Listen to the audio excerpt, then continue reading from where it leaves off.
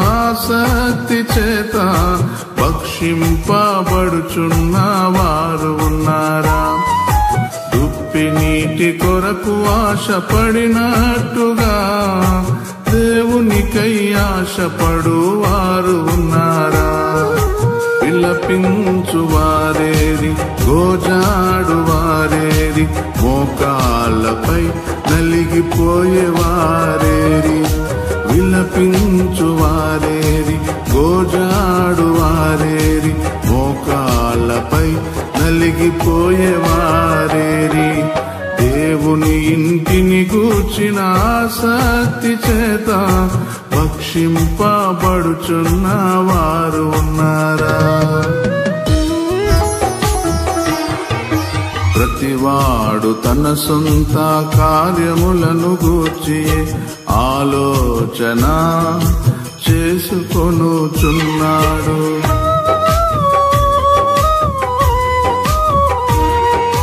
ప్రతివాడు తన సొంత కార్యములను గూర్చి ఆలోచన చేసుకొనుచున్నాడు. దేవుని ఇంటిని గూర్చి చింతించువారైన, దేవుని ఇంటిని గూర్చి చింతించువారైన పౌలు తిమోతీలు కనుమరుగయ్యారు. పౌలు తిమోతీలు కనుమరుగయ్యారు. విలపించు వారేది, గోజాడు వారేది, మోకాళ్ళపై నలిగిపోయే వారేది? దేవుని ఇంటిని గూర్చిన ఆసక్తి చేత భక్షింపబడుచున్న వారు ఉన్నారా?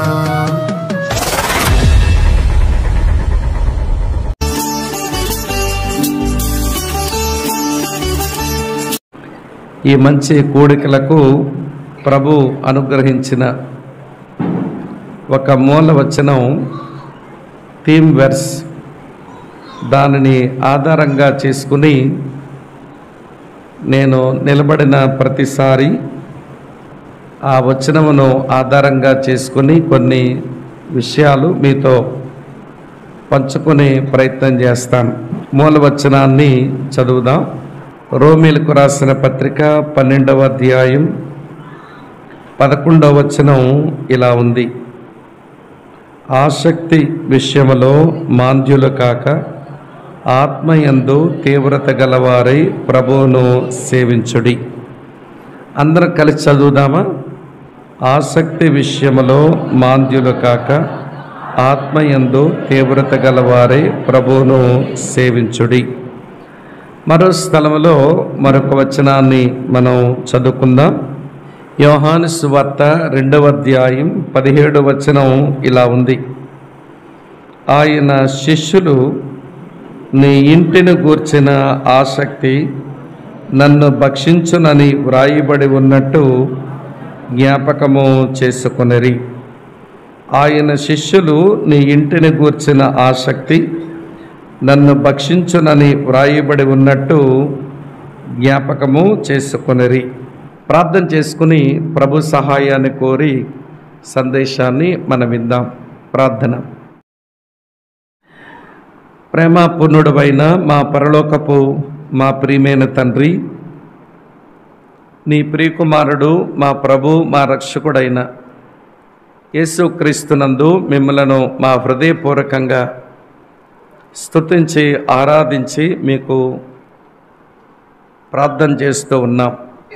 మరి ఈ స్థలములో నీ వాక్యం వెల్లడవుతూ ఉండగా అనేక హృదయాలలో వెలుగు కలుగునట్లు మీ కటాక్షం మా ఎడల మీరు కనపరచమని, మెట్టుకు ఈ స్థలములో సిలువ వేయబడిన మా ప్రభువైన యేసుక్రీస్తు వారు బహుగా హెచ్చింపబడినట్లు ఆత్మకార్యం చేయమని, మరోసారి మమ్మల్ని మేము నీ కృపగల దయగల స్థలకు అప్పగించుకుంటూ ఉండగా మాతో మాట్లాడమని యేసుక్రీస్తు ప్రభువారి యొక్క శ్రేష్టమైన నామంలోనే స్తోత్రాలు చెల్లించి అడిగి వేడుకొని ప్రార్థిస్తున్నాము తండ్రి. ఆమెన్. ఆమెన్. క్రీస్తునందు ప్రియ సహోదర సహోదరులారా, ఈ ప్రత్యేకమైన కూడికలకు మనం కలిగి ఉన్న మూలవచనంలో ఆసక్తి విషయంలో మాంద్యులు కాక ఆత్మయందు తీవ్రత గలవారై ప్రభువుని సేవించుడి. ఆసక్తి విషయంలో మాంద్యులు కాక ఆత్మయందు తీవ్రత గలవారై ప్రభువుని సేవించుడి. ఆ వచనమును ఆధారంగా చేసుకుని దేవుని పిల్లలమైన మనం వేటి వేటి విషయాలలో మనం ఆసక్తిని ఈ దినాలలో కనపరచవలసి ఉందో, ఆత్మలో మనం కలిగి ఉండవలసిన తీవ్రత అది ఏమిటో, ప్రభువుని సేవించే క్రమం అది ఏమిటో ఈ 2 దినాల కూడికల్లో మనం నేర్చుకునే ప్రయత్నం చేస్తాం. అయితే ఈ ఉదయకాల సమయంలో దేవుని మందిరము విషయమై ఆసక్తి, దేవుని మందిరం విషయమై ఆసక్తి, అది ఈ పూట మీతో పంచుకోవాలని ఆశిస్తూ ఉన్నాను. కారణం, మరి ఈ మందిర నిర్మాణం జరిగిన తర్వాత ఇది మొదటి వార్షికోత్సవం కాబట్టి దేవుని మందిర విషయమై మన ఆసక్తిని గూర్చి మనం కొంచెం అధ్యయనం చేయటం అవసరం అని అనిపిస్తూ ఉంది. ఈ మొదటి కూడికలోనే జాగ్రత్తగా సావధానంగా వినండి.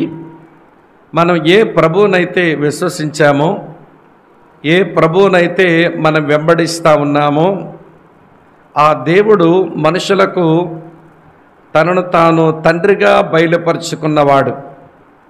ఇతర మత విశ్వాసాలలో తండ్రిగా బయలుపరుచుకునే ఒక దైవత్వం కనబడదు. అందుకే దేవుని చెంతకు చేరేందుకు వారు భయపడవలసి వస్తుంది. కానీ ఈ రోజున యేసుక్రీస్తునందు మనం దేవుణ్ణి తండ్రిగా కలిగి ఉండి మనం ప్రార్థించిన, మనం ఆరాధించిన, మనం తండ్రి అంటూ ఆయన సన్నిధిని సమీపించే ఈ కృపాభాగ్యం మనకు దొరికింది. అది బైబిల్ దేవుని యొక్క ఒక విశిష్టత. అది పక్కన పెట్టండి. ఈ బైబిల్ దేవునికున్న మరో విశేషం ఏమిటి అంటే, ఆయన మనలో ఎవనికని దూరముగా ఉండేవాడు కాదు. అపోస్తుల కార్యాలు 17వ అధ్యాయం 27వ వచనం చివరిలో రాసి ఉంటుంది, ఆయన మనలో ఎవనికని దూరముగా ఉండేవాడు కాడు అనే మాట. నేనెక్కడో పర్వతాల మీద ఉంటాను, మీరు తంటాలే పడతారో తిప్పలే పడతారో, అప్పులే చేస్తారో నొప్పులే పడతారో అది నాకు అనవసరం. సంవత్సరానికి ఒకసారి నా కొండకు రండి, అక్కడ నన్ను కలుసుకోండి అని చెప్పేవాడు బైబిల్ దేవుడు కాదు. నేను సముద్రాలు దాటి ఉంటాను, మీరు పాస్పోర్ట్ చేయించుకొని వీసా తెప్పించుకొని సంవత్సరానికి ఒకసారి వచ్చి మీ ముఖం నాకు చూపించండి, నన్ను నేను మీకు కనపరుచుకుంటానని చెప్పి సముద్రాల అవతల ఉండి మీరే నా దగ్గరకు రండి అని పిలిచేవాడు అంతకంటే కాదు. ఈ బైబిల్ దేవుణ్ణి మనం సమీపించడానికి పర్వతాలు ఎక్కే పని లేదు, సముద్రాలు దాటే పని అంతకంటే లేదు. ఆయనే మనలో ఎవరికిని దూరముగా ఉండేవాడు కాదు. ఆయన తన సృజించిన మనుషుల యొద్దకు ఆయనే చేరువుగా వచ్చేవాడు. ఇలా ఉదాహరిస్తాను, కొన్ని విషయాలు వినండి. ఏదైనా తోటలో ఆదాము హవ్వలను చేసిన తర్వాత వారితో సమీపంగా ఉండడానికి ఆయన ప్రతి చల్లపూట వచ్చి వారితో సహవాసం చేస్తూ ఉండేవాడు అని ఆదికాండం 3వ అధ్యాయం 8వ వచనంలోనే చూస్తాం. మరి అలా వచ్చిన దేవుడు ఎంతో కాలం వారి ఇరువురితో ఆయన కలిసి ఉండలేకపోయాడు. అందుకు గల కారణం దేవుని వైపు ఏమీ కారణం లేదు, కానీ మనుషుల వైపు నుంచే ఒక కారణం ఉంది. దేవుడు వారితో ఉండేందుకే వచ్చాడు, కానీ మనుషులే ఆయనను ఉండనీయలేదు. వారు ఉండనీయకపోవడానికి గల కారణం వారి జీవితంలో ప్రవేశించిన ఒక 2 పాపపు అనుభవాలు. అందులో మొదటిది అవిశ్వాసం. దేవుడు సెలవిచ్చిన మాట మీద విశ్వాసం కంటే దుష్టుడు సెలవిచ్చిన ప్రియుల మాట మీద విశ్వాసం పెంచుకున్నారు. దేవుని మాట మీద అవిశ్వాసం, దుష్టుని మాట మీద విశ్వాసం పెంచుకొని వారు మొదట అవిశ్వాసులుగా తయారయ్యారు. ఇంకొక విషయం మీతో చెప్పనా, అవిశ్వాసం ఎక్కడైతే ఉంటుందో దాని వెనువెంటనే నడిచి వచ్చేది అవిధేయత. అంతే, అవిశ్వాసం ఉన్న చోట అవిధేయత వచ్చేస్తుంది. ఆదాము హవ్వలు వారు అవిశ్వాసం కారణం చేత వారు అవిధేయులై ఆదికాండం 2వ అధ్యాయం 17వ వచనంలో దేవుడు సెలవిచ్చిన ఆజ్ఞను వారు మీరిపోయిన వారు అయిపోయారు.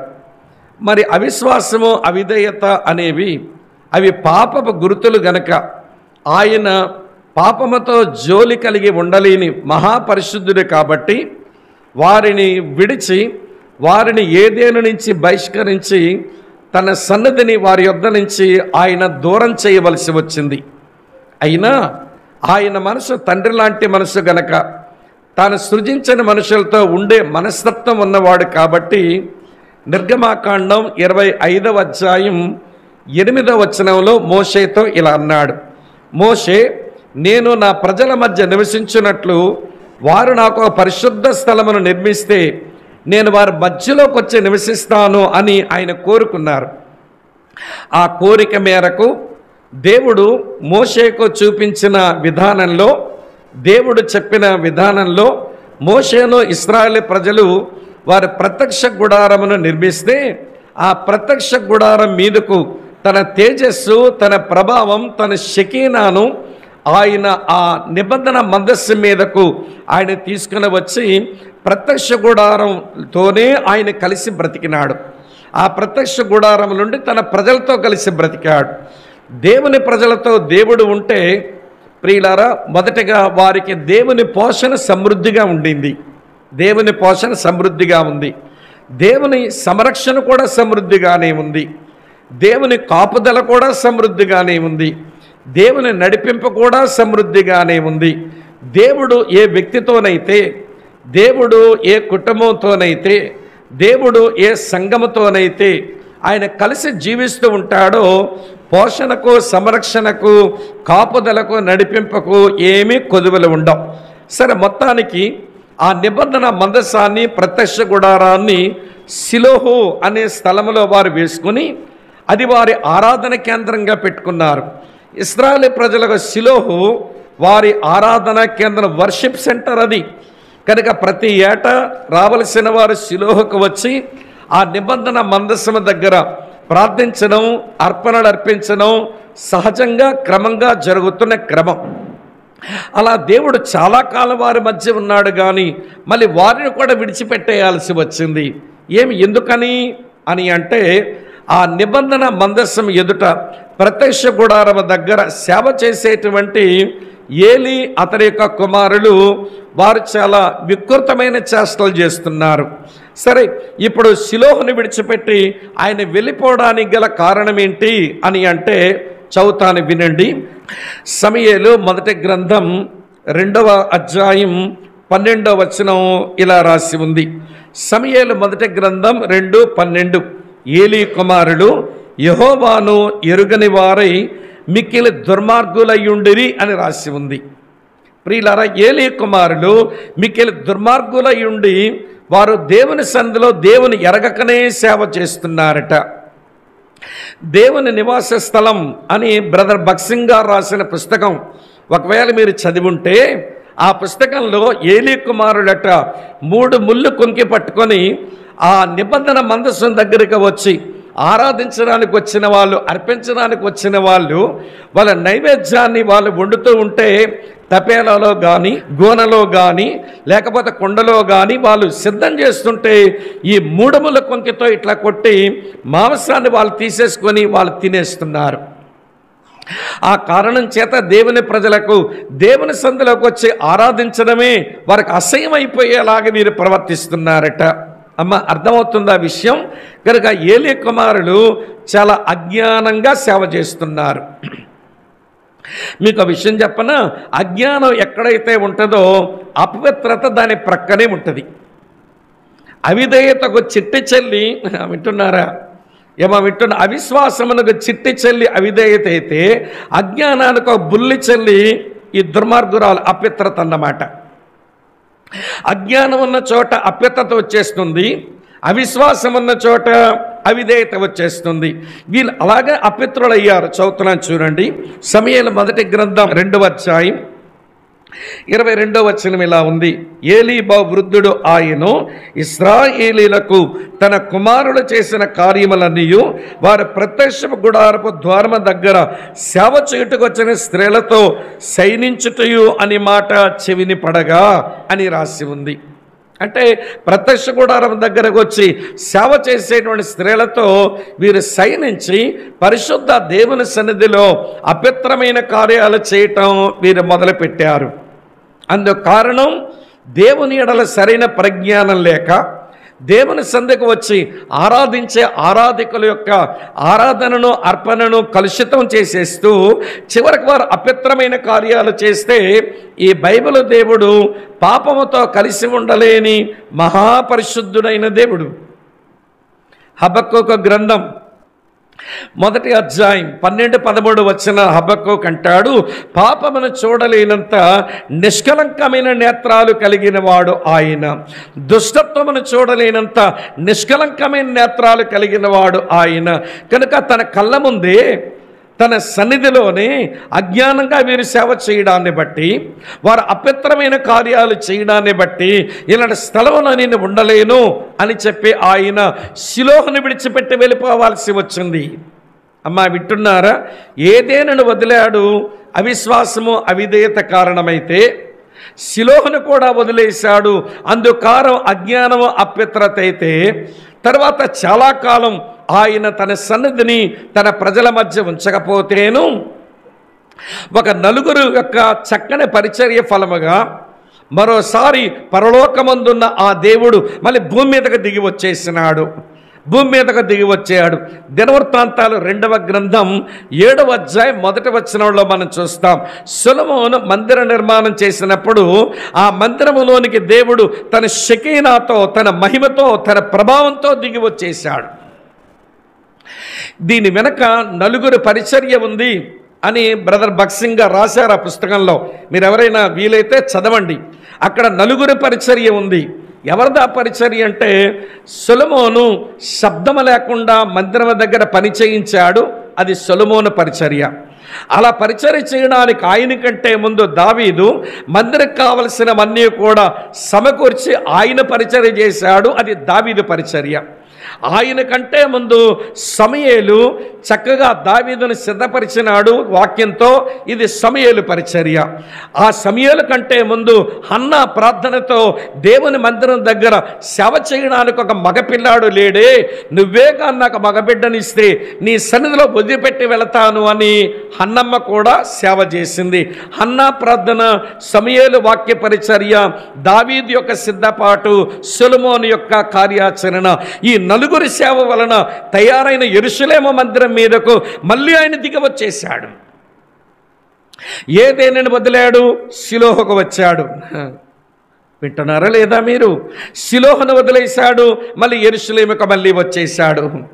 యెరూషలేము దేవాలయంలో ఉండి చాలా కాలం తన ప్రజల మధ్య ఉండి కాపాడి భద్రపరుస్తూ పోషిస్తూ నడిపిస్తూ సంరక్షిస్తూ తన వంతు సేవలు ఏదైతే తన ప్రజలకు చెయ్యాలో అన్ని పరిచర్యలు చేశాడు ఆయన.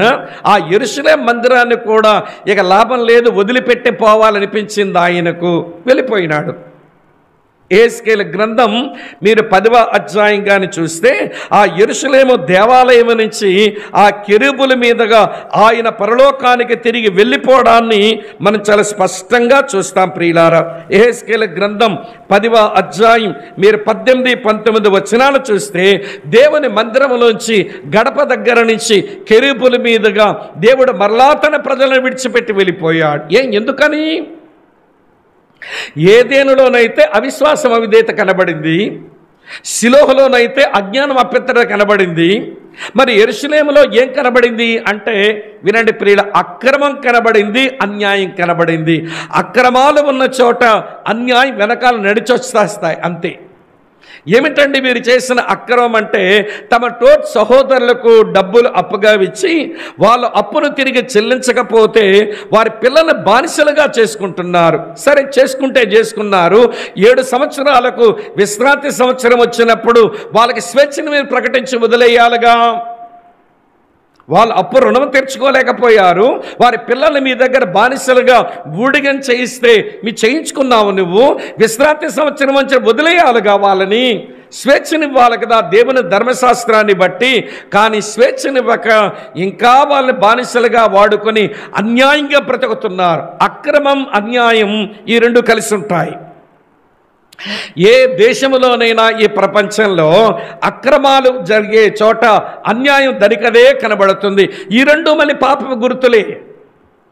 అవిశ్వాసం అవిధేయత ఎలా పాపపు గుర్తులో, అజ్ఞానము అపవిత్రత ఎలా పాపానికి గుర్తులో, అక్రమము అన్యాయం కూడా పాపానికి గుర్తులు గనక పాపముతో కలిసి ఉండలేని ఈ దేవుడు ఇక యెరూషలేములో ఉండలేనని చెప్పి తయారు చేయబడిన ఆ సుందరమైన దేవాలయాన్ని వదిలి ఆయన మళ్ళీ వెళ్ళిపోయాడు. ఇక లాభం లేదు, ఎట్లా పోయినా ఈ మనుషులు ఉండనీయటంలా. ఒక ఆడిబుల్ వాయిస్గా నేను యెరూషలేము ఏదైనా తోటకు వెళ్తే వాళ్ళిద్దరు ఉండనివ్వలేదు, నేను ప్రత్యక్ష గుడారంలో దిగి వచ్చి షిలోహులో ఉంటే వీలుండనీయలేదు, చివరికి యెరూషలేము దేవాలయంలోకి దిగొచ్చి ఉంటే మళ్ళీ వీలుండనీయటం లేదు. ఈసారి అట్లా కాదు, కానీ నేనే వాళ్ళ లాంటి శరీరాన్ని తీసుకొని, పాప శరీరాన్ని తీసుకొని వాళ్ళ ఆకారంలో వారి మధ్యలోకి వెళ్ళిపోదామని యేసుక్రీస్తుకు వచ్చేసాడు. ఇప్పుడు ఉండనిచ్చారా? ఏం తెలియనట్టే మొక్కలు అట్లా పెట్టారు. ఏమంటే ఉండని ఇలా 3 మేకుల మీద చంపినాం ఆయన్ని. ఎందుకు అట్లా చంపినామంటే చెప్తాను వినండి. ఒకటి అపార్థం, మరి ఒకటి అపోహ. యేసు ఎవరో అర్థం చేసుకోక అపార్థాలు తీసాము, చివరికి ఆయన మీద అపోహలు పెట్టుకొని అతన్ని చంపిపడేసింది మానవ జాతి. ఈ అపార్థాలు అపోహలు ఇవి కూడా పాప గుర్తులే. ఏ వ్యక్తి మీదైనా అపార్థాలు తెచ్చుకొని హృదయంలో చేదేని వేరు తెచ్చుకున్నామంటే, ఎవరి మీద అపోహలు పెట్టుకొని దాన్ని మనం ప్రకటించుకుంటూ పోయినామనంటే మన పాప నైజం కలిగిన వారమన్నమాట. అపార్థాలు అపోహలు ఇవి మళ్ళీ పాప గుర్తులే. ఈ రెండు వచ్చి చివరికి 3 బ్రేకుల మీద విరాలాడి నీ ప్రభు నా పాప నీ పాప మనందరూ శాపాల కొరకు బలైన తర్వాత ఆయన చనిపోయి 3వ దినం తిరిగి లేచి వెళ్ళిపోయాడు. మళ్ళీ మనుషుల మధ్యకు వెళ్ళాలని ఉంది. ఎందుకని? ఆయన మనలో ఎవరికినీ దూరంగా ఉండేవాడు కాదు. తన పిల్లలతో కలిసి ఉండాలన్న ఆరాటం ఉన్నటువంటి వాడు గనక ఏదేనికి వచ్చాడు? షిలోహులో ఉన్నాడు, యెరూషలేములో ఉన్నాడు, యేసుగా వచ్చాడు. ఇక లాభం లేదు. ఎట్లా పోవాలి ఇప్పుడు అంటే ఆయన, వినండి ప్రియమైన స్నేహితులారా, మనుషుల హృదయాల్లోకి వెళ్ళి నివసిద్దామని పెంతెకోస్తు దినమున పరిశుద్ధాత్ముడుగా ఈ లోకమునకు వచ్చి మానవ హృదయాల్లోనికి వచ్చి మనుషులనే దేవాలయాలుగా చేశాడు. అమ్మా వింటున్నారా? ఎక్కడికి వచ్చాడు ఆయన? మానవ దేహాల్లోనికి వచ్చి మనుషుల యొక్క దేహాలను దేవాలయాలుగా చేసి ఆయన మన లోపల నివసించి మనకు చాలా సమీపంగా బ్రతుకుతున్నాడు ఆయన. పాత నిబంధన కాలంలో, వింటున్నారా ఈ మాట, ప్రజల మధ్యలో ఉన్నాడు. యేసుక్రీస్తు కాలంలో ఆయన ప్రజలతో ఉన్నాడు. ఇప్పుడు పెంతెకోస్తు దినము తర్వాత నేటి వరకు ఆయన ప్రజలలో బతుకుతున్నాడు, మన లోపలికి వచ్చి వసిస్తూ ఉన్నాడు. ఆ కారణం చేత ఏది మందిరం, ఏది దేవాలయం అంటే ఇక్కడ నిలబడి వాక్యం చెప్తున్నా, నేనొక దేవాలయాన్ని, ఇక్కడ కూర్చున్నటువంటి మీరు కూడా ఒక్కొక్కరు ఒక దేవాలయం. ఒక విషయం చెప్పనా, మనమంతా కలిసి ఈ కదలని దేవాలయంలో కూర్చున్నాం. ఈ దేవాలయం కదలదు. మనం అక్టోబర్ 30న డెడికేట్ చేశాము. లాస్ట్ ఇయర్ మీరు చేశారు. ఈ అక్టోబర్ 30కి వచ్చాము. ఎక్కడ ఉందా? ఎక్కడికి పోయిందా? ఎక్కడే ఉంది. నెక్స్ట్ ఇయర్ వచ్చి చూద్దాం ఎక్కడ ఉంటుందా, ఏదైనా ఊరిపోద్దా? ఇది కదలని దేవాలయం. కాకపోతే ఈ కదలని దేవాలయంలో దేవుని తేజోమహిమ నిలవాలనంటే కదులుచున్న దేవాలయాలు వచ్చి ఇక్కడ కూర్చోవాలి. ఈ కదలని దేవాలయం నిండా దేవుని తేజోమహిమ నిలవాలంటే కదులుచున్న దేవాలయాలు ఇక్కడ కూర్చోవాలి. ఈ దేవాలయం శ్రీకాకుళం నుంచి వచ్చింది. ఈ దేవాలయం మహబూబ్ నగర్ నుంచి వచ్చింది. ఆ దేవాలయం నల్గొండ నుంచి వచ్చింది.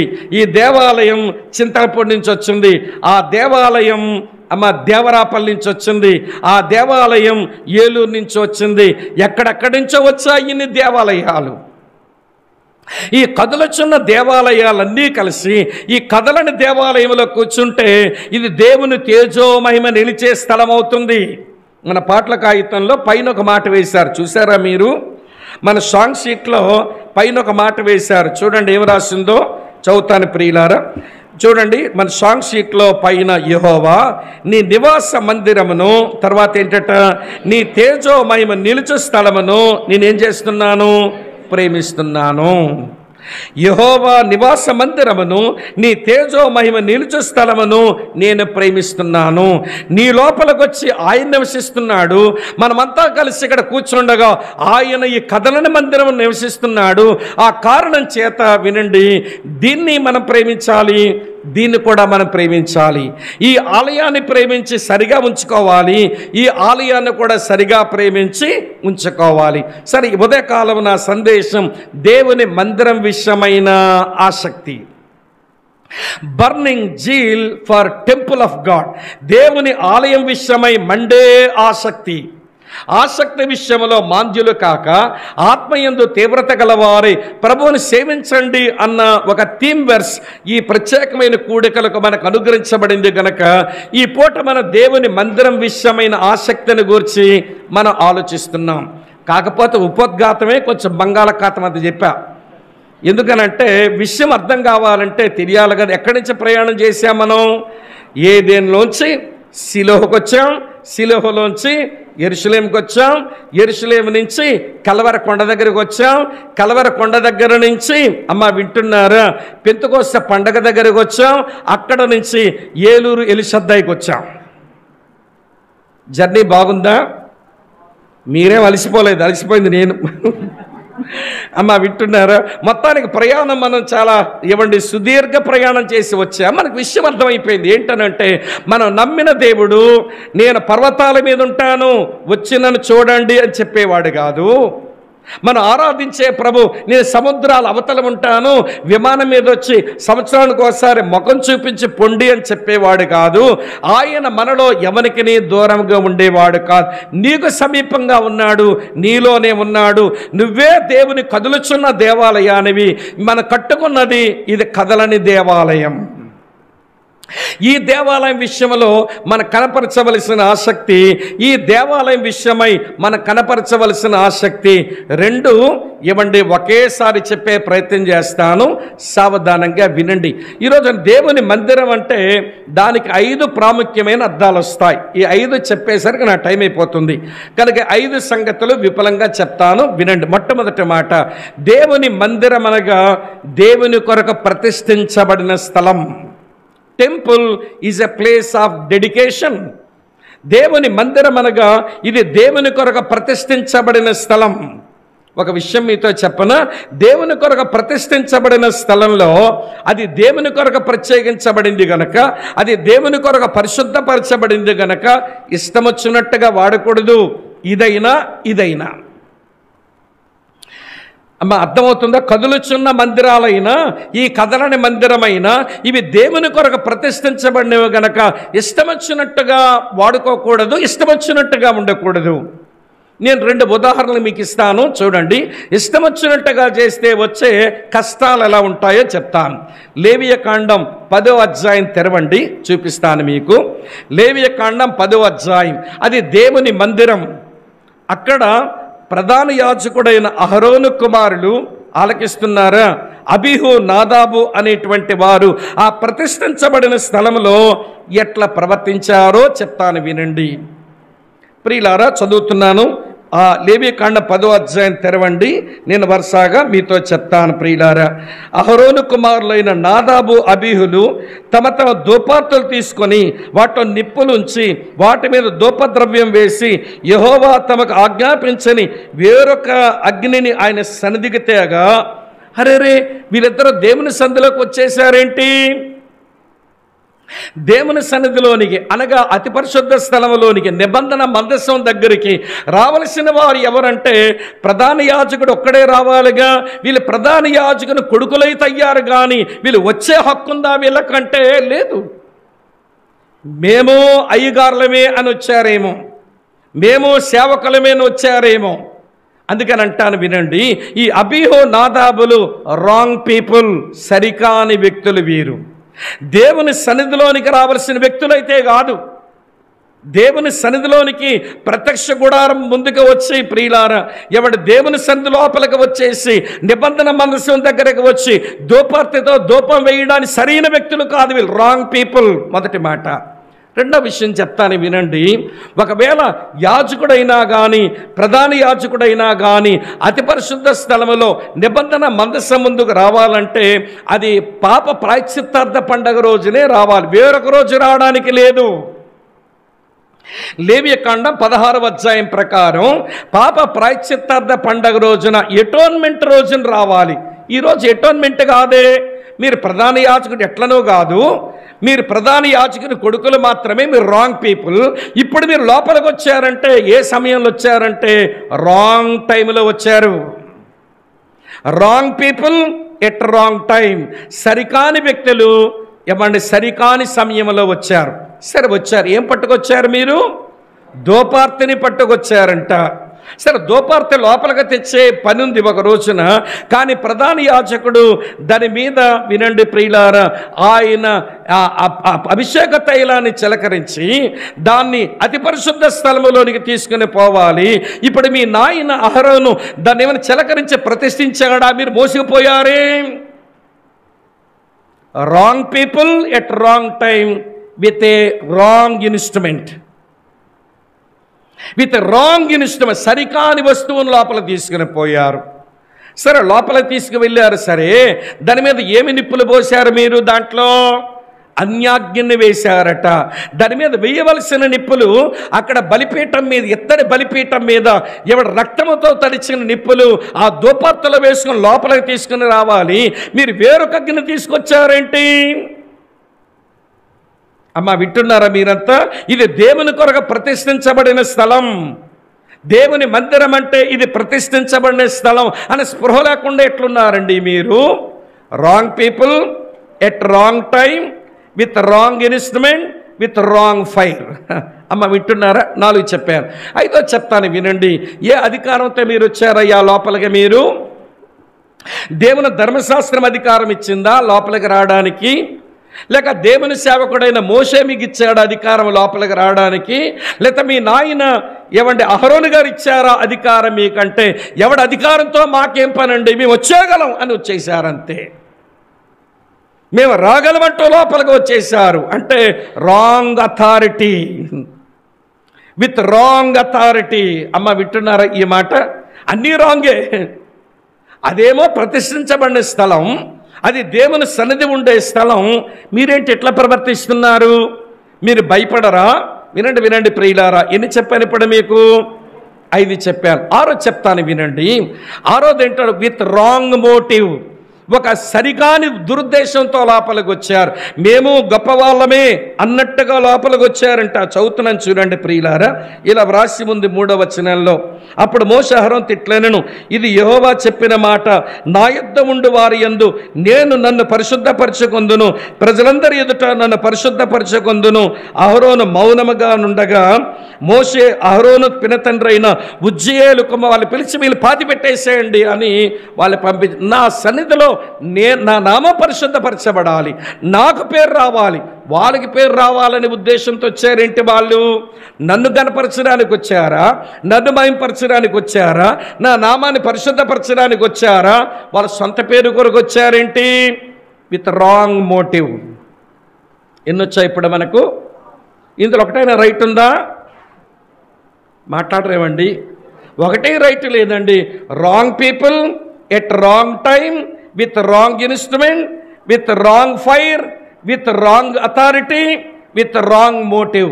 ఇంకో విషయం చెప్తాను. ఏడోది ఏంటారంటే, వీళ్ళు రాంగ్ పవర్తో వచ్చారు. మీరు లోపలికి వస్తే దేవుని ఆత్మశక్తితో మీరు లోపలికి అడుగు పెట్టవలసింది పోయి ఏదో పుచ్చుకొని వచ్చారంటే మీరు. చదువుతున్నాను చూడండి, లేవియకాండం 10వ అధ్యాయంలో ఇలా వ్రాసి ఉంది 8-9 వచనాలు.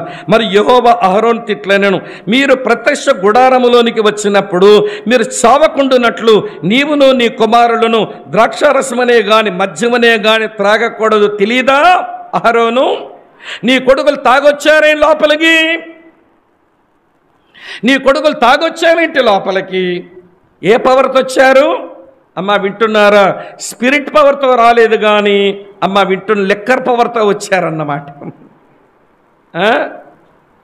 నేను కొన్ని మందిరాల గురించి వింటుంటే వాళ్ళ సంఘంలో తాగేసి వచ్చాడంటే ఒకడని చెప్తుంటాడు. అరే ఆడికి భయం లేదు, అలాంటి వాడిని ఏమండి మద్దతు పలుకుతూ అలాంటి వాడిని ఉంచారు అంటే అర్థం ఏంటన్నమాట? ప్రియులారా, అది పరిశుద్ధ స్థలం అనేటువంటి స్పృహ లేకపోవడమే కదా. దేవుని మందిరం అంటే అది ప్రతిష్ఠించబడిన చోటు. దానికి ఇష్టం వచ్చినట్టుగా వాడడానికి ప్రయత్నం చేయొద్దు. ప్రధాన యాజకుడు కొడుకులైనా కానీ ఇప్పుడు 7 విషయాలలో వీళ్ళు సరికాని విధానంలో ఉంటే యెహోవా సన్నిధిని అగ్ని వచ్చి వారిని దయచేసిందంట. కాలి చచ్చారు అక్కడే, కాలి చనిపోయారు అక్కడే. అమ్మ గుర్తుంటాయా? మళ్ళీ చెప్పనా? Wrong people at wrong time, with wrong instrument, with wrong fire, with wrong motive, తర్వాత with wrong authority, with wrong motive, తర్వాత విత్ రాంగ్ పవర్. అన్నీ సరికానివి. అది దేవుని కొరకు ప్రతిష్ఠించబడిన చోటది అని స్పృహ లేకుండా ఉంటే ఎట్లా? ఇదొక ఉదాహరణ. 2వ ఉదాహరణ చెప్తాను వినండి.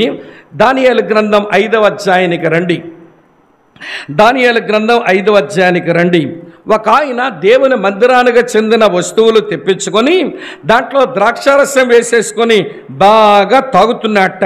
తాగుతుంటే గోడ మీద ఒక రాత వచ్చింది. చెప్పండి, ఏంటా రాత? ఇలాంటివి బాగా తెలుస్తాయి మీకు, పర్వాలేదు, అందుకే మీతో చెప్పించాను. మినే మినే టెకేల్ ఉఫార్సీన్ అనే మాట వచ్చింది. ఏమి దాని తాత్పర్యం అని అంటే, దేవుడు నీ ప్రభుత్వ విషయంలో లెక్క చూచాడు, దాన్ని ముగించేస్తున్నాడు, నువ్వు త్రాసులో తోచగా నువ్వు తేలిపోయినావని చెప్పి నీ రాజ్యం వేరొకరికి అప్పగించబడుతుంది, ఈ రోజుతో నీ పని అయిపోతుంది అన్నాడు. అమ్మ వింటున్నారా? గోడ మీద రాత వచ్చిన తర్వాత పశ్చాత్తాపడడానికి ఏమి పెద్ద రోజులు దేవుడేమి అనుమతించలేదండి. ఏ రోజునైతే ఆ దర్శన భావం అతనికి తెలిసిపోయిందో ఆ రాత్రి ఇన్ ద సేమ్ నైట్, చూడండి 30 వచనం చదువుతాను, దానియేలు గ్రంథం 5:30. ఆ రాత్రి యందే కల్దీల రాజుకు బెల్షస్సరు హతుడాయెను, మాదీయుడకు దర్యావేషు 62 సంవత్సరముల వాడై సింహాసనమెక్కెను. బబులోనీయుల సామ్రాజ్యం మాదీ పారసీకుల చేతుగా పోయింది. బెల్షస్సర్ అక్కడే చనిపోవలసి వచ్చింది. ఎందుకని? ప్రతిష్ఠించబడిన దేవుని మందిరానికి చెందిన వస్తువులు తీసుకొని ఆ పాత్రలో ద్రాక్షారసం వేసుకొని తప్పతాగి తందనాలు తొక్కుతాడంట. బాగా తాగి, వినండి ప్రియులారా, ఇది నా ఘనత చూపించుకుందాం అనుకున్నట్ట. దేవుడు స్పష్టంగా చెప్పి, ఏమయ్యా నెబుకద్నెజరుకి ఏమి జరిగిందో తెలిసుండి కూడా ఎవరి మార్గములైతే దేవుని వశములు ఉన్నాయో, ఎవరి ప్రాణమైతే దేవుని వశములో ఉందో ఎరుగుండి కూడా అదే పొరపాటు మళ్ళీ చేశావేంటి? మీ పితరుడైన నెబుకద్నెజర్ గడ్డి తిన్నాకైనా అడిగి బుద్ధి వచ్చింది, కానీ నువ్వు గడ్డి తినే అవకాశం కూడా నీకు ఇవ్వను ఇంకా. ఎందుకంటే నీకు తెలిసి ఒక విషయం ఇదివరకు జరిగింది, తెలిసిన విషయాన్ని బట్టి కూడా జాగ్రత్త పడకుండా నీవు దేవుని ప్రతిష్ఠించబడిన ఆ మందిరానికి చెందిన వస్తువులతో ద్రాక్షారసం పానం చేసి నువ్వు తందనాలు తొక్కుతావా? నీ పని అయిపోయింది, నీ రాజ్యం పని అయిపోయింది. అమ్మా వింటున్నారా మీరంతా? కనుక దేవుని మందిరం అంటే ప్రతిష్ఠించబడిన చోటు. దాని ఇష్టం వచ్చినట్టుగా మనం వాడకూడదు. మనం ఇష్టం వచ్చినట్టుగా వాడుకుంటే పైనున్న వానికి కష్టం కలిగించే పనులు మనం చేస్తాము అనే విషయం మనసులో ఉంచుకొని ఇప్పుడు మన మందిరం సంగతి చూద్దాం రండి. అమ్మ కదలని మందిరాన్ని గురించి ఆలోచించాంగా ఈ కదులుచున్న మందిరాల గురించి ఆలోచిద్దాం రండి. ఈ కదులుచున్న మందిరాలు కూడా ఏ రోజునైతే యేసునందు విశ్వాసం ఉంచామో, ఎప్పుడైతే మన మారు మనసు పొందామో, రోమాపత్రిక 12వ అధ్యాయం 1వ వచనం ప్రకారం సజీవ యాగంగా మళ్ళన మనమే దేవునికి ఏం చేసుకున్నాము? సమర్పించుకున్నాం. అంటే ఈ దేహం అనబడేది ఈ దేవునికి సమర్పించుకోగా ఈ దేహం అనే దేవాలయంలోనికి పరిశుద్ధాత్మ దేవుడు వచ్చి వసించగా, వినండి, ఇది దేవాలయమైంది, దీన్ని సరిగానే వాడుకోవాలి. అందుకనే పౌలు భక్తుడు అంటాడు, ఎవడు దేవుని ఆలయమును పాడు చేయనో దేవుడు వానిని పాడు చేయను. వింటున్నారు? ఇప్పుడు చెప్తాను వినండి. ఈ దేవాలయంలో ఈ శరీరం అనేటువంటి దేవాలయం బోళ్ళని అంగాలు ఉన్నాయి, అవయవాలు ఉన్నాయి. అవన్నీ దేవుని కొరకు ప్రతిష్ఠించేసుకున్నాం. ఒకప్పుడు దుర్నీతికి సాధనాలుగా వాడిన అవయవాలు ఇప్పుడు నీతికి సాధనాలుగా ఉండాలని దేవుని సమర్పించేసుకున్నాం. ఇప్పుడు అవి దేవుని కొరకే వాడబడాలి. ఉదాహరణకు కళ్ళు ఉన్నాయి, దేని కొరకు వాడదాం? ఈ శరీరంలో ఇవ్వండి కళ్ళున్నాయి, దేని కొరకు వాడదాం? నేను కొంచెం ఆగి రెండోసారి చెప్పేసరికి స్వరాలు కొంచెం పడిపోయినాయి. అమ్మ ఈ కళ్ళున్నాయి, దేని కొరకు వాడదాం? దావీదు అంటాడు, నీ ధర్మశాస్త్రములో ఆశ్చర్యకరమైన సంగతులు చూచినట్లు నా కన్నులు తెరవవా అన్నాడు. లేఖనములో ఉన్న సత్యాలు చూడడానికే కళ్ళు తెరవాలంట. యేసుప్రభువారు అన్నారు, కన్నులనెత్తి పైరులు చూడండి, కోయగలేరెవ్వరు అని నశించు ఆత్మలు చూడమంటున్నాడు. కానీ ఈ రోజున ఇవ్వండి క్రైస్తవ విశ్వాసంలో దేవాలయాలుగా చేయబడిన ఈ దేహాల్లో నివసిస్తూ మనం చేస్తున్న పనింటో తెలుసా అండి? ఈ కళ్ళతో ఏమి చూడాల్సిన అవసరం లేదో అవే చూసుకుంటూ కూర్చుంటున్నాం. నేను ఎక్కడో ఇవ్వండి ఈస్ట్ గోదావరిలో ఇలా వాక్యం చెప్తుంటే ఆ మందిరంలో సిస్టర్స్ ఏమో ఇటువైపు కూర్చుంటారు. నేను చూస్తుంటే ఒక సిస్టర్ పక్కనున్న సిస్టర్కి ఊరికే గిచ్చి అడుగుతుంది ఏదో. ఈవిడేమో మధ్యలో మాట్లాడితే ఈ స్వామిగాడు కొంచెం కోపడతాడు, మధ్యలో ఇండిసిప్లైన్గా ఉంటాని ఆవిడ నెమ్మదిగా ఊరుకోండి చెప్తుంది. ఊరుకోదే మహాతల్లి, కొత్తగా వచ్చిందేమో ఊరికి అడుగుతుంది ఏదో. అది నా కంట్లో పడిన తర్వాత నా భాష బాధపడలేదా? నేను ఇచ్చిన వాక్య తలంప ఆమెకు అర్థం కాలేదా? ఎందుకు ఊరికే పక్కావిని అడుగుతుంది అనుకొని నేను చెప్పిందా మరో 2 సార్లు కూడా చెప్పా. అయినా మళ్ళీ గిచ్చి అడుగుతుంది ఆవిడ్ని. అయితే వాక్యం గురించి అయ్యుండకపోవచ్చు అనుకున్నాను. ప్రసంగం అయ్యాక కిందకు దిగాక ఆ సిస్టర్ గారు వచ్చి అనయ్య వందనాలు అంది. వందనాలు అమ్మ. ఏంటి నీ పక్క ఆవిడ ఊరికే నిన్ను గిచ్చి ఏదో అడుగుతుంది, ఊరికే ఏమడుగుతుంది ఆవిడ అన్నాను. నిజం చెప్పమంటారు అనయ్య అంది. నిజమే చెప్పమ్మా అన్నాను. ఏమి లేదన్నయ్య, నిన్న కార్తీక దీపంలో ఏమైందని అడుగుతుందట.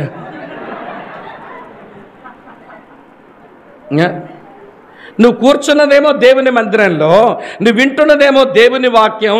నేను చూడలేకపోయిందంట కార్తీక దీపం.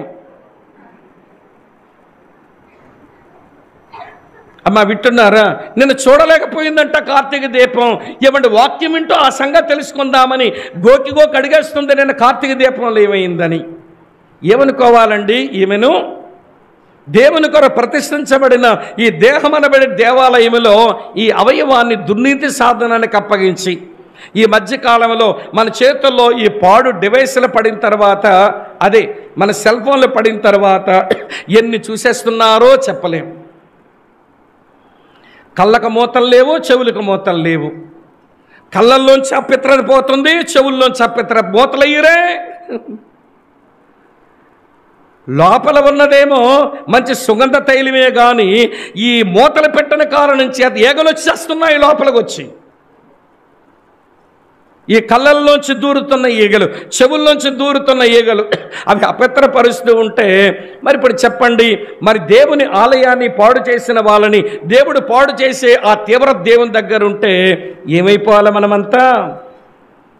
అక్కడ ఉండి తండ్రి వారి కొరకే కదా ప్రాణం పెట్టాను, వారి కొరకే కదా రక్తం కార్చాను, వారి మీద నువ్వు కోప్పడితే ఎట్లా అని ఆయన ప్రాధేయపడి విజ్ఞాపన చేస్తున్నాడు గనక నేనైనా మీరైనా ఇక్కడ బ్రతికడ కూర్చున్నాం. కానీ లేకపోతే ఎప్పుడో మనం మట్టిలో కలిసిపోయి ఉండేవాళ్ళం. నీ కను సంగతి అది. మన చెవులు దేని కొరకు వాడుతున్నాము? మన ప్రకటన గ్రంథం 2-3 అధ్యాయాలు చదివితే సంగములతో ఆత్మ చెప్పొచ్చున్నమాట. చెప్పండి, చెవిగలవాడు వినుడుగా అని రాసి ఉంటుంది. అయితే మనం వాక్యస్వరమైన వినగలగాలి, లేదంటే ఆత్మస్వరమైన వినగలగాలి. వాక్యస్వరం ఆత్మస్వరం వినడానికి చెవులు మందమై వేరువేరు స్వరాలు బాగా వింటున్నాం ఈ రోజున. మరి మందిరాన్ని పవిత్రంగా ఉంచామా? ఇది ప్రతిష్ఠించబడిందనే విషయం అర్థమైందా? అలాగే నోరు. అయితే ప్రార్థించడానికి ఈ నోరు తెరవాలి, లేదా స్తుతించడానికి నోరు తెరవాలి, లేదా సువార్తను ప్రచురపరచడానికి మన నోర్లు తెరవాలి. అందుకొరకే నోర్లు తెరుస్తున్నామా? ఇది మనం ఆలోచించాల్సిన విషయం. కనుక దేవుని మందిరం కదలనిదైనా కదులుచున్నవైనా ఇవి దేవుని కొరకు ప్రతిష్ఠించబడినవి. అవి దేవుని కొరకు మాత్రమే ఉపయోగించబడాలి. వేరొక దాని కొరకు వాడబడినప్పుడు దేవుడు భలే రోషమున్న దేవుడు అనే విషయం దేవుని పిల్లలైన మీరు గమనించాలని కోరుతా ఉన్నాను. ఒక సంగతి చెప్పాను, అయిపోయింది. రెండో సంగతి చెప్తాను, రండి. మీరంత ఎక్కడ ఉన్నారా? అమ్మ అర్థమవుతుంది ఆ విషయం. రెండో సంగతి చెప్తాను.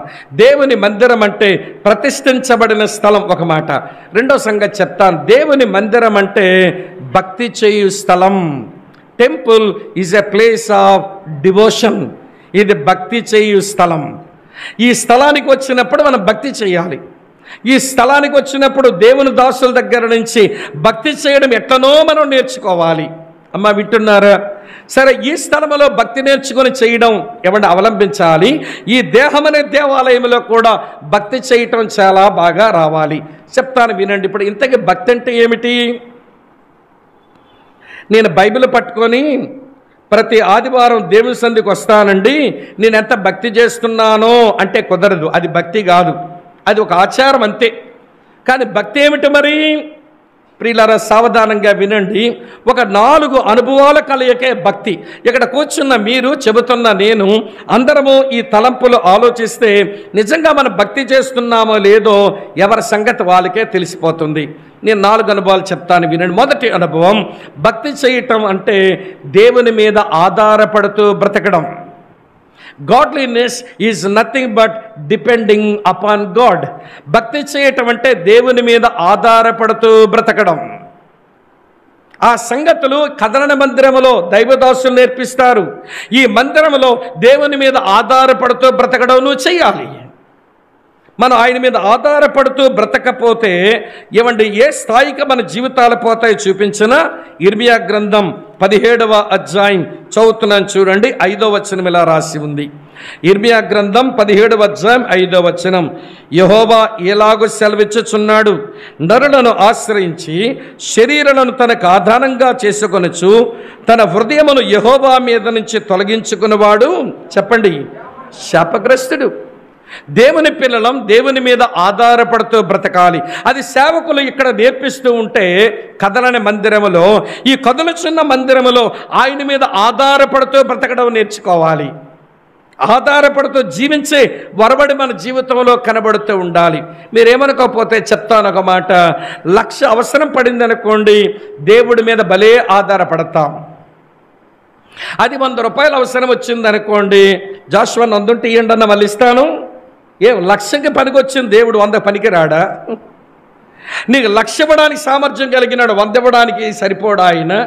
మన యొక్క నీచ ప్రవృత్తి ఎలా ఉంటుందనంటే, మన చేతకాని సమస్య అయితే ఆధారపడతాం, మన చేతలేని సమస్య అయితే ఆయన అవసరం లేదని బతుకుతాం. బైబిల్లో కూడా అట్లాంటి వాళ్ళు ఉన్నారండి. ఇంటికెళ్ళాకన్నా చదవండి, మీకు తెలుస్తుంది. దినవృత్తాంతాలు 2వ గ్రంథం 14వ అధ్యాయంలో యోధారాజైన ఆసా మీదకు కూషీయులు 1000 మందిగా దండెత్తి వస్తే, దేవా మాకు సహాయం చేయడానికి నువ్వే మాకు దిక్కు, నీకంటే మాకు ఎవరున్నారని మొర్రోమనేర్చాడు ఆ రోజున ఆసా. దేవుడు విజయం ఇచ్చాడు. ఇప్పుడు ఇశ్రాయేలు రాజైన బైషా అంటే వాళ్ళ అన్నదమ్ముడే ఇప్పుడు ఆసా మీదుగా దండెత్తి వస్తే, ఇప్పుడు ఆసా సిరియా రాజైన బెనాదద్ దగ్గరకు సంధి చేసుకొని నువ్వు నా సహాయకురా అని పిలుస్తున్నాడు. 1000 మందికి సహాయపడిన దేవుడు ఈ కొద్దిమంది ఇశ్రాయేలుతో యుద్ధం వచ్చినప్పుడు నీ సహాయపడలేడా ఆయన? అందుకని దేవుడు ప్రవక్తను పంపించున్నాడు, ఈ విషయంలోనూ మతి తప్పి ప్రవర్తించినవి ఇక మీదట నీ సామ్రాజ్యానికి యుద్ధాలే సంభవిస్తాయి. ఎందుకనంటే నీ నా మీద ఆధారపడ్డం మానేశావు కదా, నీవు మనుషులను ఆశ్రయించావు కదా నీవు. అది బాగా ఎరిగిన దావీదు ఒక పాటలో ఇలా చెప్పాడు, చెప్తాను చూడండి. 16వ కీర్తన 4వ వచనం చూడండి. యెహోవాను విడిచి వేరొకని అనుసరించు వారికి శ్రమలు విస్తరించును, వారు అర్పించు రక్తపానీయార్పణములు నేను అర్పించను, వారి పేర్లు నా పెదవులనెత్తను. ఇదండి ఒక దైవజనుడి యొక్క కమిట్మెంట్.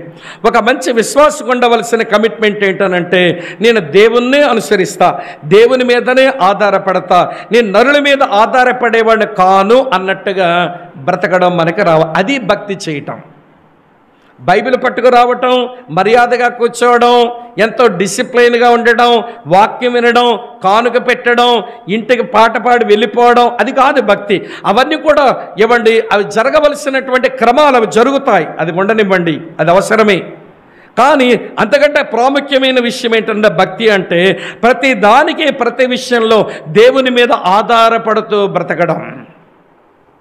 దేవుని మీద ఆధారపడుతూ బ్రతకడం ఇది నిజంగానే చేతనవుతుందంటారా? చెప్పండి. ఇవ్వండి, ఇలాంటి నేపథ్యం ఉన్న ఇవ్వండి ఒక మంచి నేపథ్యం ఉన్న ఇలాంటి సంఘాలలో మూలాల్లోనికి వెళితే ఇవ్వండి దైవజనులు బ్రదర్ బక్సింగ్ గారు కానివ్వండి, వారి సమకాలికులు కానివ్వండి, ఇక్కడ కూర్చున్న దేవుని సేవకుల తండ్రులు కానివ్వండి, వీళ్ళు ఏది చేసినా దేవుని మీద ఆధారపడుతూ చేసుకుని పోయారు. వాళ్ళు చేయగలిగింది చేసి ఒక మాదిరికరమైన జీవితం జీవించి వాళ్ళ తనువులు చాలించుకొని వారు వెళ్ళిపోయారు. కానీ ఈనాటి క్రైస్తవ తరానికి ఇవ్వండి దేవుని మీద ఆధారపడి బ్రతకడమే ఇవ్వండి అది అర్థం కాని విదేశీ అనుభవం అయిపోయింది మనకు. అయితే మన తెలివి మీద ఆధారపడతాం, లేదా మన బలం మీద ఆధారపడతాం, లేదా మన దగ్గర డబ్బు మీద ఆధారపడతాం. మన జీవితంలో తలెత్తిన ఏ సమస్యలకైనా పరిష్కారం ఈ మూడింటిలో వెతుకుతున్నాం. కానీ అసలు దేవుని మీద ఆధారపడి సమస్యల పరిష్కారం వెతికే వాళ్ళు కరువైపోతున్నటువంటి రోజుల్లో మనం బ్రతుకుతున్నాం. ఇప్పుడు చెప్పండి, భక్తి చేస్తున్నామని నువ్వు అనుకుంటున్నావు సరే, దేవుడు అంటాడా నువ్వు భక్తిపరుడు అని? నువ్వు భక్తి చేస్తున్నా నువ్వు అనుకుంటున్నావు, అనుకో పర్వాలేదు, కానీ దేవుడు అనుకుంటాడా నువ్వు భక్తి చేస్తున్న దానివని? దేవుని మీద ఆధారపడమే మనకు చేతనవుతుందా? ఏమో, ఎవరి సంగతి వాళ్ళమే చూసుకుందాం. ఒక మాట. రెండవ మాట చెప్తాను. భక్తి అంటే రెండవ మాట అమ్మ వింటూ దేవునిలో ఆనందిస్తూ బ్రతకడం. Godliness is nothing but delighting in the lord. దేవుని యందు ఆనందిస్తూ బ్రతకడం భక్తి. ఇలా మీతో చెప్పన, దేవుని పిల్లలమైన మనం దేవునిలో ఆనందించాలి, దేవుడు కూడా మనలో ఆనందించగలగాలి. అప్పుడు భక్తి సమపాలలో ఉన్నట్టు లెక్క. ఇదిగో ఈయనే నా ప్రియకుమారుడు, ఈయన యందు ఆనందిస్తున్నానని ఆయన చెప్పగలిగిన స్థాయి మన దగ్గర ఉండాలి. అలాగనే నేను దేవుని యందు ఆనందిస్తున్నాను అనేటువంటి ఆధ్యాత్మిక స్థాయి మనకు అప్పుడు మనం భక్తి చేస్తున్నట్టు. ఈ భక్తి ఎగిరిపోయింది కాబట్టే 85వ కీర్తన 6వ వచనంలో 85వ కీర్తన 6వ వచనంలో భక్తుడు ఇలా ప్రార్థన చేస్తున్నాడు, దేవా నీ ప్రజలమైన మేము నీ యందు సంతోషించినట్లు మరలా మమ్మల్ని బ్రతికించవా. నీలో ఆనందించే అలవాట్లు పోయినాయి మాకు. ఈ రోజున మీరు ఏమనుకోకపోతే చెప్తానండి, దేవుడు ఆయన విశేష కనికరం చెప్పున ఏమేమో మనకు అనుగ్రహిస్తూ ఉంటాడు. అనుగ్రహించిన వాటిలో ఆనందిస్తాం కానీ అనుగ్రహించిన వాటిలో ఆనందించమేంటి? దానములు ఆనందిస్తారో దాతను వదిలేశారు, వరములు ఆనందిస్తున్నారు వరప్రదాతను వదిలేశారు. ఈ రోజున క్రైస్తవ ఎవరి సమాజానికి పట్టిన ఒక దరిద్రం ఏంటనంటే ఇచ్చే అనుగ్రహం చూపే దేవుణ్ణి ఆనందించడం చేత కాదు కానీ ఆయన ఇచ్చిన వాటిలో తెగ మురిసిపోతుంటారండి మన వాళ్ళు. మా దగ్గర అనుభవం చెప్తాను, కొంచెం నవ్వులాగా అనిపించినా ఇది మీకు బాగా మనసులో పడుతుంది కనుక చెప్తాను వినండి. మా దగ్గర సిస్టర్ గారి పెళ్ళై 5 సంవత్సరాల బిడ్డలు కలకపోతేను మొత్తానికి ప్రార్థన చేసింది సంఘం, సేవకులంగా ప్రార్థన చేశాం. ప్రభు కనికరించి ఒక మంచి బిడ్డనిచ్చాడు. ఆమె హాస్పిటల్కి వెళ్ళి డెలివరీ అయ్యింది. ఆ టైంలో నేను లేను. సరే మరి ఎక్కడో పరిచయం చేసి వచ్చాక మీరు హాస్పిటల్ నుంచి వచ్చారని మేము పలకరింపు రాకపోతే మమ్మల్ని మామూలుగా ఉంచుతారా మీరు? ఏమి సేవకులండి, దేవుని దాసులు, మేము హాస్పిటల్ నుంచి వచ్చినప్పుడు పలకరింపుకే రాలేదండి అని చెప్పి మమ్మల్ని ఏపుకు తినే రకాలని, మాకు నిద్ర లేకపోయినా శరీరం అలసిపోయినా ఏం తిప్పలు పడినా మొత్తానికి మీ దగ్గరికి వచ్చి మాకు కనబడకపోతే మమ్మల్ని చంపుతారుగా మీరే ఏదో తెలియనట్టు కూర్చున్నారంతా. సరే మొత్తానికి ఏదో ఊరి నుంచి వచ్చేసరికి ఈవిడేమో హాస్పిటల్ నుంచి వచ్చారు, పోయి పలకరించి వద్దామంటే అలసిపోయాను అమ్మాయి అంటే, అమ్మో అస్సలే మంచోళ్ళు కాదని ఇంటోళ్ళు పదని పోయి పలకరించొద్దాం. మొత్తాన్ని వాళ్ళ ఇంటికి వెళ్ళాం. వెళ్ళగానే అన్నయ్య వచ్చారా, రెండన్నయ్య చూడండి ఉయ్యాల్లో పండబెట్టింది పిల్లగాడిని. ఆ ఉయ్యాల దగ్గర పిలిచింది. ఉయ్యాల దగ్గరకు వచ్చి చూడగానే, అన్న చూశారన్నా వీడికి జుత్తు ఉంగరాల జుత్తు వచ్చింది అన్నయ్య, మా అమ్మ పోలికే అంది. వాళ్ళ అమ్మకు ఉంగరాల జుత్తు ఉంటుందిలేండి. మంచిదమ్మా. చూసారన్నా వీడు బొగ్గలు ఎట్లెట్లు అంటుంటే సొట్ల పడుతున్నాయి. సొట్ట బొగ్గలోడు పుట్టాడనయ్యా, మా తమ్ముడు సొట్ట బొగ్గలోడనయ్యా, మేనమామ పోలికే వచ్చిందంది. మంచిదమ్మా. ముక్కు చూశారన్నయ్య, సూది ముక్కు వచ్చింది, నా ముక్కే వచ్చిందమ్మా. మంచిదమ్మా. కాలు చేతుల గోర్లు చూశారని, మా డాడీకి ఇలాగే ఉంటాయనే కాలు చేతుల గోర్లు, ఈ గోర్లు కూడా మా డాడీ పోలికి వచ్చిందన్నయ్య అంటుంది. నా మనసులో 2 ప్రశ్నలు వచ్చాయి ఉయ్యాల దగ్గర నిలబడిన. మొదటి ప్రశ్న ఏంటనంటే, ఈ పిల్లగాడికి అంతా అమ్మ తరపున పోలికలు వచ్చాయి, బాబు తరపున పోలి ఒకటి రాలేదేంటి వీడికి? జుత్తేమో అమ్మమ్మ పోలిక, బొగ్గలేమో మేనమామ పోలిక, ముక్కేమో అమ్మ పోలిక, గోళ్ళేమో అమ్మ నాన్న తాతయ్య గారి పోలిక. మేమండి చిన్నాన్న పోలికలు లేవు, మేనత్త పోలికలు లేవు, నాన్నమ్మ పోలికలు, అన్ని అమ్మవారి పోలికలే. ఏమి వర్ణించేస్తుందో నగసిక పర్యంతం వర్ణించేస్తుంది. నాకు రెండో ప్రశ్న ఏమొచ్చిందనంటే, సరేండి ఎవరి పోలికలో సంగతి పక్కన పెట్టండి కానీ, నా రెండో ప్రశ్న ఏంటనంటే, దేవుడిచ్చిన బిడ్డలో ఈమె ఆనందిస్తుందా లేక బిడ్డనిచ్చిన దేవుళ్ళు ఆనందిస్తుందా? దేవుని గురించి ఒక వర్ణన లేదేంటి అన్నా? సంఘమంతా ఎంత భారంతో ప్రార్థన చేశారన్నా, మీరు కూడా ప్రార్థన చేశారు, ప్రభు కనికరించారు. 3వ నెల నేను కన్సీవ్ అయిన తర్వాత డాక్టర్ గారి దగ్గరికి వెళ్తే అంగవైకల్యంతో పిల్లాడ పుడతాడంటే మీరు ఫోన్ చేశారు డాక్టర్ అమ్మ గారి దగ్గర ఉండి. మీరు మేడంతో మాట్లాడారు, మేడం శశికళ గారు ఉంచండి వాళ్ళ పిల్లలు లేరు, ఏదైనా పర్వాలేదంటే ఆవిడ తిట్టింది నన్ను. ఏంటి మీ స్వామి గారు అట్లా అంటారు, అంగవైకల్యంతో పిల్లలు పుడితే చాలా కాలం బాధపడాల్సి ఉంటుంది తల్లిదండ్రులు అంటే. పర్లేదు మేడం దేవుడేదో చేస్తాడు అని నేను ఆవిడకి భరోసా ఇచ్చి, ఉంచండి మేడం వాషౌట్ చేయొద్దు, అబార్షన్ చేయొద్దు అన్నా.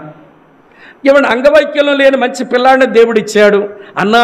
మేడం ఆ మాట అన్నారు కానీ వీడికే డిజబిలిటీ లేదన్నా, అన్ని అవయవాలు చక్కగానే ఉండి పుట్టాడన్నా. ఇది దేవుని కృపాకార్యమని దేవుని గురించి ఒక్క మాట లేదే. డెలివరీ టైంలో వీడిది బ్రీచ్ ప్రజెంటేషన్ అంటే ఎదురుకాలుతో ఉన్నాడంట. ప్రార్థన చేయమని వాట్సాప్లో పెట్టారు. అందరూ ప్రార్థన చేసిన తర్వాత వాడు మంచిగానే తలకాయ తిరిగింది, పిండం తిరిగింది, చక్కగా సులువైన ప్రసూతి వచ్చింది. దేవుడు అంత గొప్ప కార్యం చేశాడన్న, కత్తివాత కూడా పడకుండా సులువైన ప్రసూతి వచ్చి. దేవుని గురించి ఒక్క మాట లేదండి.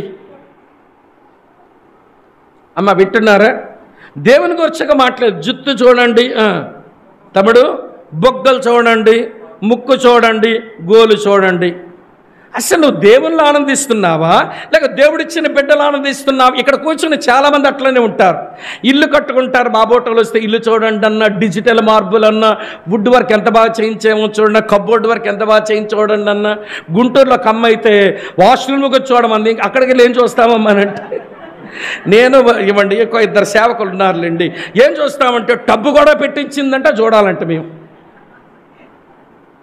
అసలు స్థలం కొనుక్కోవడానికి దేవుడు చూపిన కృప చెప్పడం రాదు, ఇల్లు కట్టుకోవడానికి దేవుడిచ్చిన ఆర్థిక స్తోమత గురించి మాట్లాడడం రాదు, దేవుడిచ్చిన మంచి పనుల గురించి ఆ దేవుడు ఎంత మంచి పనులు ఇచ్చాడో అని దేవుని కొనియాడడం రాదు. కానీ వీళ్ళంటండి భక్తి చేసేవాళ్ళు.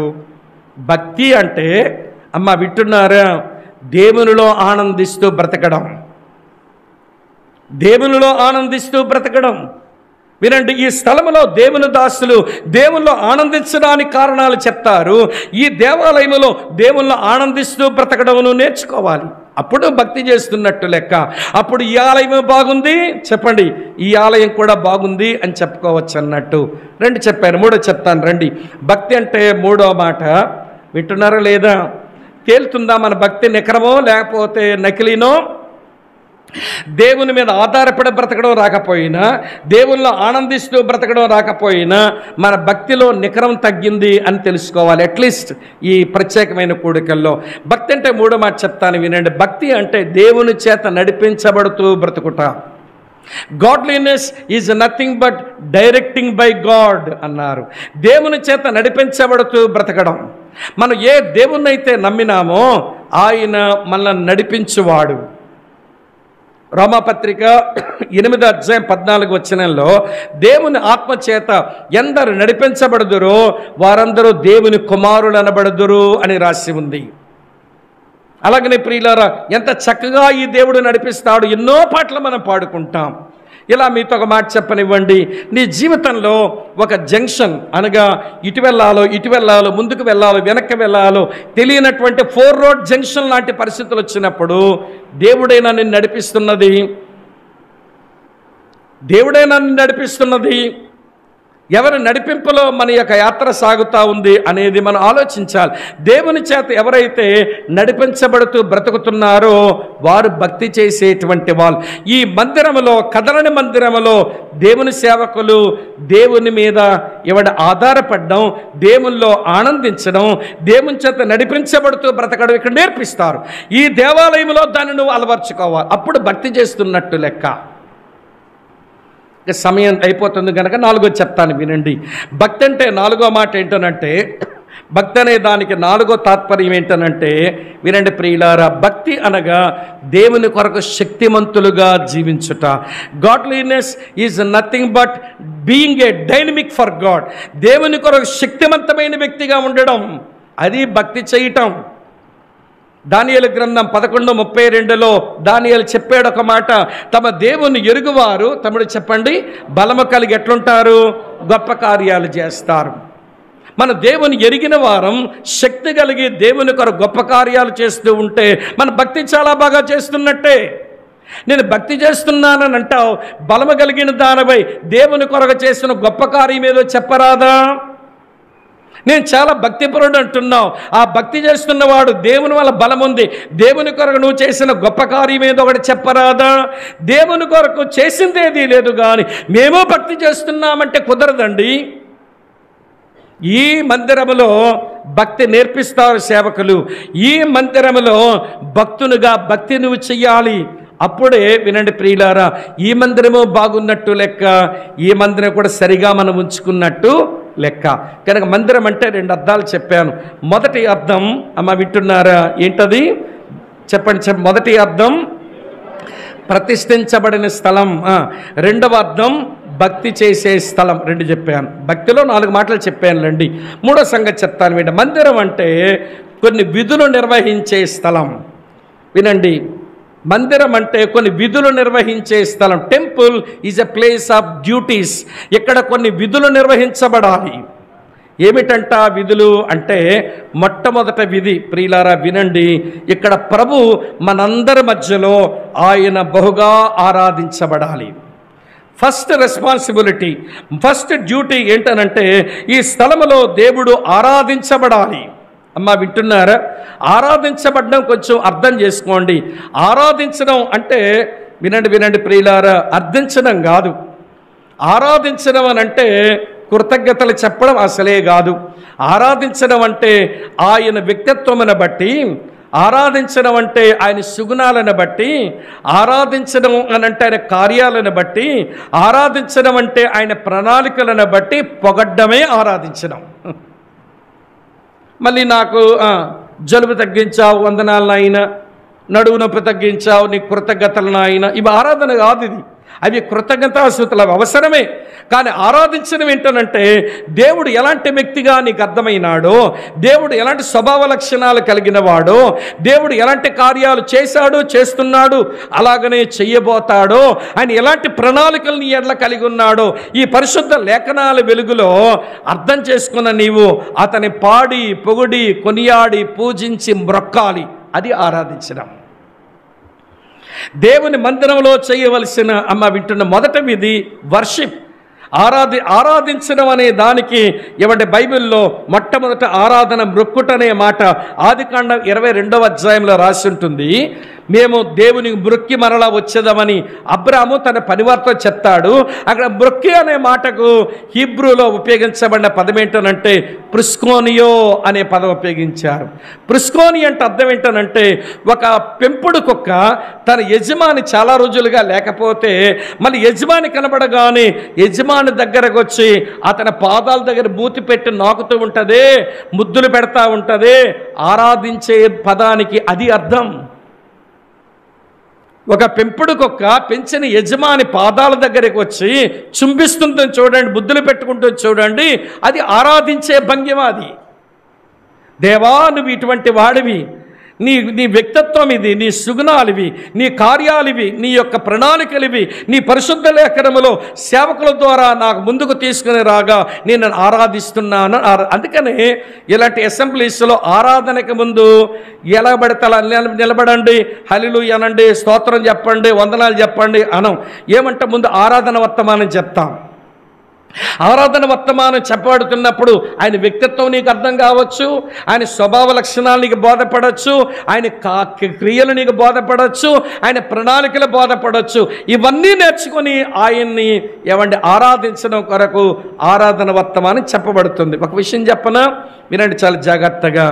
Worship without revolution is an idle worship. ప్రత్యక్షత లేని ఆరాధన విగ్రహారాధనే అవుతుంది. తెలియని దానికి స్తోత్రం అని చెప్పడమే కదా, తెలియని దాన్ని పొగడమే కదా, అది విగ్రహారాధన అవుతుంది. అందుకని వాక్య ప్రత్యక్షతలోంచి ఆరాధన జరగడం ఇది మందిరంలో జరగవలసిన మొదటి విధి. ఎక్కడ సామూహికంగా ఆరాధిద్దాం, ఇందులో వ్యక్తిగతంగా ఆరాధిద్దాం. నెంబర్ 2, రెండవ సంగతి, ఇందులో జరగవలసిన రెండవ విధి ప్రార్థించుట జరగాలి. యేసు ప్రభు చెప్పాడు ఆ మాట యెషయా గ్రంథం 58వ అధ్యాయంలోని మాట 7వ వచనం, నా ప్రార్థనా మందిరములో వారిని ఆనందింపజేసేదను, నా బలిపీఠం మీద వారు అర్పించు దహన బలులను నాకు అంగీకారములగును. ఏమిటి మందిరంలో చేసే పని అంటే ప్రార్థించే ఒక విధి. ఇందులో ప్రార్థించాలి. అందుకని నా మందిరం సమస్త జనులకు ప్రార్థనా మందిరం అనబడును అనే మాట ప్రభు చెప్పారు. కాబట్టి ప్రియ సహోదరి సహోదరులారా, ఈ విధులు నిర్వహించడానికి ఇక్కడ రావాలి. ఆ విధిలో ఇందులో నిర్వహించడం కూడా మనకు చేతనవ్వాలి. ఇది రెండో సంగతి. మూడో సంగతి చెప్తాను, ఆరాధన అలాగనే ప్రార్థన. మూడో సంగతి, మూడో విధి ఏమిటి అంటే ఇక్కడ అర్పణలు అర్పించడం మనకు చేత. ఇది ఒక విధి. ఇక్కడికి వచ్చి మనం అర్పణలు అర్పించాలి. ఏమర్పించుదాం ఇక్కడికి వచ్చి? రోమాపత్రిక 12వ అధ్యాయం 1-2 వచనాల ప్రకారం మనమే సజీవ యాగంగా అర్పించుకుందాం. ఎవ్రీ వీక్ ఆయన బల దగ్గరకు వచ్చినప్పుడు, ఆయన మందిరంలోకి వచ్చినప్పుడు మనం సజీవ యాగంగా అర్పించుకుందాం. ఒక మాట. రెండో మాట ఏంటో చెప్తాను, వినండి ప్రియులారా. హెబ్రీలకు రాసిన పత్రిక 13వ అధ్యాయం 5వ వచనంలో జివ్వ ఫలం అర్పించుదాము అంటాడు. నీ నోటితో స్తుతులు చెల్లిస్తూ అవే అర్పణగా అర్పిద్దాము అని అంటాడు. ఇది రెండో అర్పణ. అలాగే ఫిలిప్పీలకు రాసిన పత్రిక 4వ అధ్యాయం 18వ వచనంలో సేవకుని యొక్క అవసరాలు గుర్తెరిగి, వాళ్ళు చెప్పుకోరు, అపోస్తలుడైన పౌలు రోమాలో ఉండి నేను అక్కర్లో ఉన్నాను, అవసరంలో ఉన్నాను ఎవరితో చెప్పుకోలేదు. ఆయన అవసరాన్ని మరి గమనించి తెలుసుకొని ఫిలిప్పీ సంఘస్థులంతా కలిసి వారు అన్నీ సమకూర్చి ఎపఫ్రోదీతు అనే సహోదరుడితో ఈ అర్పణ పంపిస్తే పౌలు అంటాడు, ఇది దేవునికి ఇష్టకరమును ప్రీతికరమైన యాగమునై ఉన్నాయి అన్నాడు. సేవకుల అవసరాలు తీర్చేందుకు ఈ మందిరములో ఏదో ఒక అర్పణ మనం చెల్లించవలసి ఉంటుంది. ప్రియులరా, ఈ అర్పణలు చెల్లించడం అదొక విధి. నాతో ఉన్నారా లేదా మీరు? అలాగని హెబ్రీ పత్రిక 13వ అధ్యాయం 6వ వచనంలో ఉపకారము ధర్మమును చేయకండి, ఇవి దేవునికి ఇష్టమైన యాగాలు అన్నాడు. మందిరంలో నీతో కలిసి కూర్చున్న ఒక ఉపకారం అవసరంలో కక్కుంది. ఒక పేదరిక పరిస్థితిలో ఒక అబ్బాయి ఉన్నాడు, ఫీజు కట్టుకోలేని పరిస్థితిలో పిల్లగాడున్నాడు, లేకపోతే మందుల కొరకు పైసలు లేక అనారోగ్యంతో తల్లడిల్లిపోతున్న ఒక తల్లి ఉంది. నువ్వు అది గమనించి నీ కలిగిందేదో ఇచ్చి ఉపకారం చేయటం, ధర్మం చేయటం, అది దేవునికి ఇష్టమైన యాగం. పరిశుద్ధుల సమాజంలో కూర్చొని ఈ విశ్వాస గృహంలో ఎవరైనా ఒక అవసరములో ఉన్నారని తెలిసి కూడా ఉపకారం చేసే మనసే నీకు రాకపోతే నువ్వు దేవుని మందిరంలో నిర్వహించవలసిన విధిని ఏమి నిర్వహిస్తున్నావని చెబుతావు చెప్పు? నిన్ను నీవు సజీవంగా అర్పించకూడదు ఒక అర్పణ. నోటితో స్తుతులు చెల్లించడం సమాజం మధ్యతో ఒక అర్పణ. దేవుని సేవకులు వారి అవసరాలు గుర్తించి ఏదైనా చేయగలగడం అది ఒక అర్పణ. సంఘములో తోటి పరిశుద్ధులు విశ్వాస గృహంలో అవసరంతో ఉన్నటువంటి వారిని గమనించి వారికి ఏదైనా సహాయపడ్డం ఒక అర్పణ. ఇప్పుడు చెప్పండి, ఇలాంటి అర్పణలు ఒక విధిగా ఇక్కడ చేయడానికే దేవుడి మందిరాన్ని ఇచ్చింది. ఈ మందిరం కూడా అందుకే ఉంది. ఇందులో అర్పించవలసిన అర్పణలు అర్పించడం వస్తే కలెక్టివ్గా సామూహికంగా మందిరంలో ఆ విధులు నిర్వహించడం మనకు బాగా చేతనవుతుందన్నమాట. ఇంతకంటే ఎక్కువ చెప్పలేను. 3 విషయాలు చెప్పాను. మందిరం అనగా ప్రతిష్ఠించబడిన చోటు, మందిరం అనగా భక్తి నేర్చుకొని చేసే చోటు, మందిరం అనగా విధులు నిర్వహించే చోటు. 3 చెప్పాను. 4 చెప్తాను, వినండి. 4వ సంగతి ఏంటనంటే మందిరం అనగా, అమ్మ వింటున్నారా, మరణాలు కనబడే చోటు. Temple is a place of death.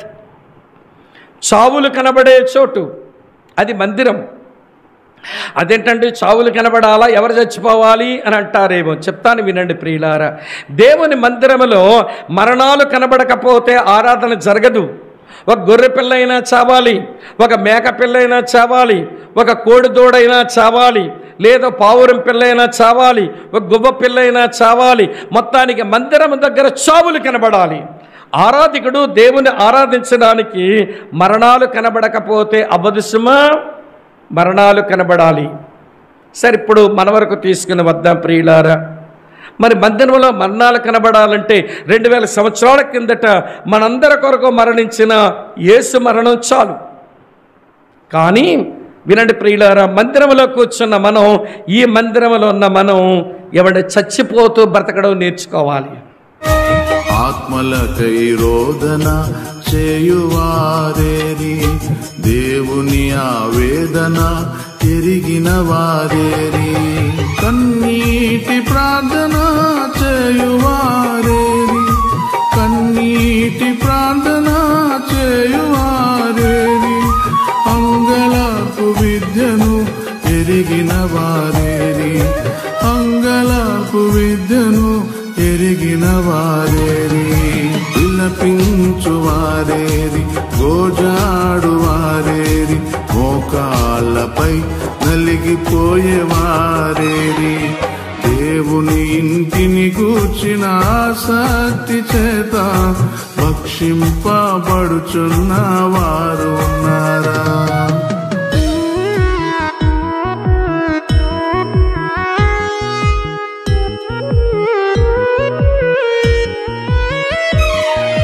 ఆత్మలకై పోరాటము ఆపివేసి, మనసాక్షిని ఆర్పివేసి,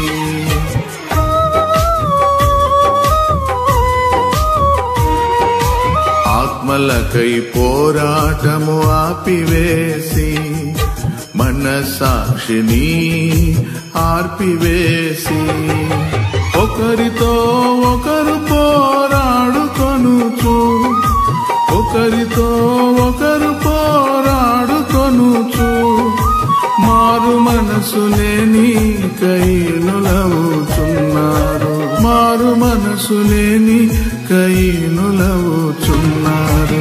విలపించు వారేరి, గోజాడు వారేరి, మోకాళ్ళపై నలిగిపోయేవారేరి.